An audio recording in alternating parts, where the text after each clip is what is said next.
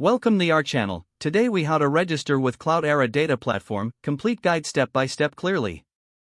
To begin your registration process with Cloudera Data Platform, open your preferred web browser.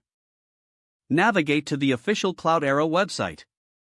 On the homepage, look for the option labeled Sign Up or Get Started Free.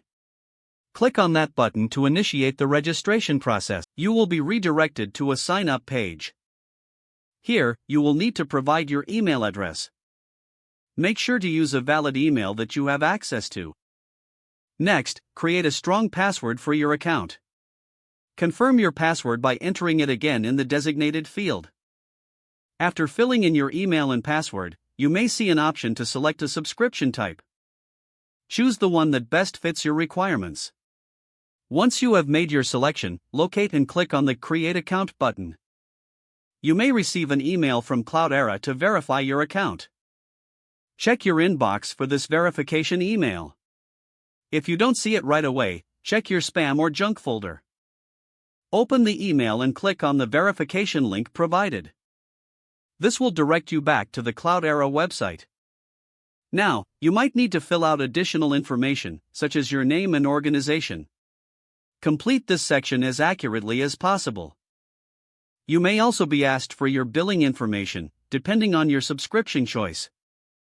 Enter the required billing details if prompted. Review all the information you have provided. If everything looks correct, proceed by clicking the Submit or Finish button. Your account setup will begin processing, which may take a few moments. Once the process is complete, you will be taken to your Cloudera Data Platform dashboard. Congratulations, you are now registered and ready to start exploring Cloudera Data Platform.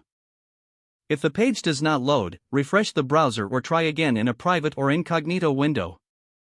Make sure you are using the correct email address, then retype it carefully to avoid small typos. If your password is not accepted, use the reset option and create a new strong password you can remember.